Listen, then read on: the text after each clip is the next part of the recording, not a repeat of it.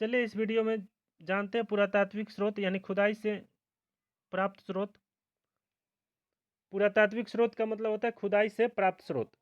इसके अंतर्गत अभिलेख, स्मारक एवं सिक्का को शामिल किया गया है।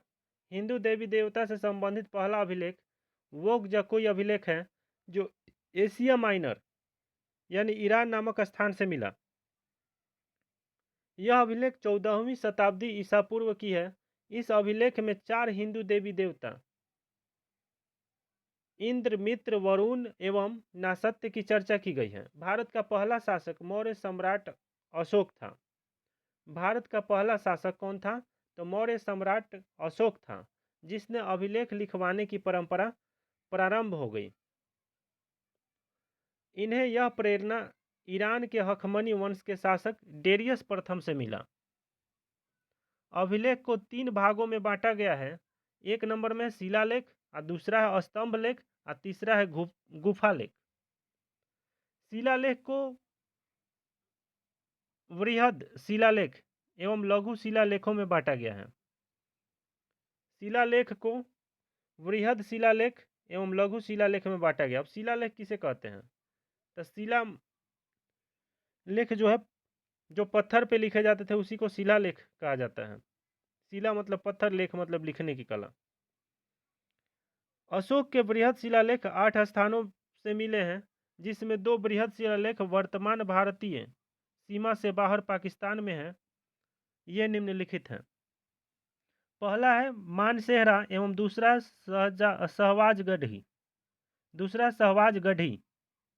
यह दोनों ही बृहद शिलालेख खरोष्ठी लिपि में लिखे गए हैं। अशोक के सभी शिलालेख कुल 4 लिपि में लिखे गए हैं। अशोक के जितने भी शिलालेख हैं वो 4 लिपि में लिखे गए हैं। पहला खरोष्ठी लिपि, दूसरा ग्रीक लिपि, और तीसरा है अरमाइक लिपि, और चौथा है ब्राही लिपि। भारत में जितने भी अभिलेख मिले हैं वे सभी ब्राही लिपि में लिखे गए हैं। अशोक के एकमात्र अभिलेख अफगानिस्तान के शाह एक कुना नामक स्थान से मिला है, जो ग्रीक एवं अरमाइक दोनों ही लिपि में लिखा हुआ है। अतः इस अभिलेख को द्विभाषिक अभिलेख भी कहा जाता है। अशोक के अभिलेख को सर्वप्रथम जेम्स प्रिंसेप के द्वारा 1837 ईस्वी में पढ़ा गया था, जिसकी खोज टिफैंथेलर के द्वारा 1750 ईस्वी में किया गया। अशोक के किसी भी बृहद यानी बड़ा शिलालेख में अशोक का नाम नहीं लिखा हुआ है। अशोक के 20 स्थान से भी अधिक स्थान पर लघु शिलालेख मिले हैं। इसमें अशोक के व्यक्तिगत जीवन के बारे में चर्चा है। इसमें मात्र 4 शिलालेख में अशोक का नाम स्पष्ट रूप से लिखा हुआ है, जो निम्नलिखित है। पहला है मास्की, हैदराबाद में मिला। दूसरा है गुर्जरा, मध्य प्रदेश में मिला। तीसरा है नेटूर, तमिलनाडु में मिला। चौथा है उदयगोलन, जो तमिलनाडु में मिला। अशोक का भाबरू नामक स्थान से एक पृथक शिलालेख मिला है। भाबरू का है राजस्थान के बैराट में है, जिसमें अशोक को पहली बार मौर्य सम्राट के रूप में अंकित यानी उनका नाम लिखा गया है, अंकित किया गया है। इसी में अशोक के द्वारा बौद्ध धर्म के त्रिरत्न बुद्ध, धम्म एवं संघ में आस्था व्यक्त किया गया है। अब प्रश्न पूछा जाएगा बौद्ध धर्म के त्रिरत्न कौन सा है? तो बुद्ध, धम्म एवं संघ। हमेशा पूछा जाता है, हर एग्जाम में पूछा जाता है कि बौद्ध धर्म का त्रिरत्न का नाम बताइए। तो बुद्ध, धम्म और संघ। अशोक ने अपने सभी 6 स्तंभ लेख में भी बौद्ध धर्म अपनाने एवं बौद्ध धर्म के त्रिरत्न में अपनी आस्था व्यक्त किया है। ये 6 स्तंभ लेख निम्नलिखित हैं। एक नंबर में दिल्ली टोपरा स्तंभ लेख।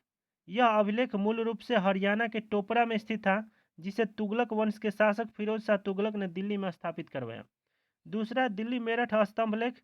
यह अभिलेख मूल रूप से उत्तर प्रदेश के मेरठ में स्थित है, जिसे फिरोज शाह तुगलक ने दिल्ली में स्थापित कराया।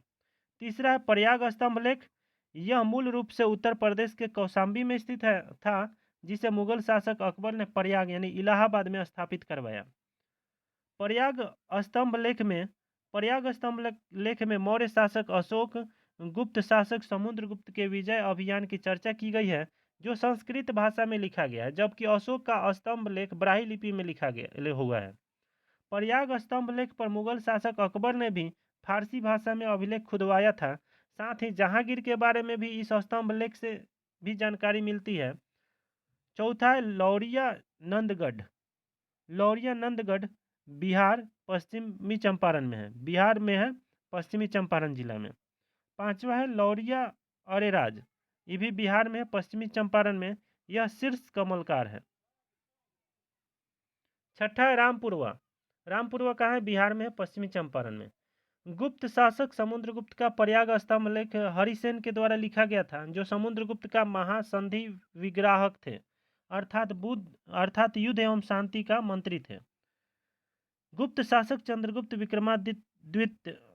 विक्रमादित्य द्वितीय का दिल्ली के मेहरौली नामक स्थान से लौह स्तंभ लेख मिला है, जिससे इनके बारे में विस्तृत जानकारी मिलती है। गुप्त शासक कुमारगुप्त प्रथम का मानसेहरा नामक स्थान से एक अभिलेख मिला है, जिससे कुमारगुप्त प्रथम के विजय अभियानों की जानकारी मिलती है।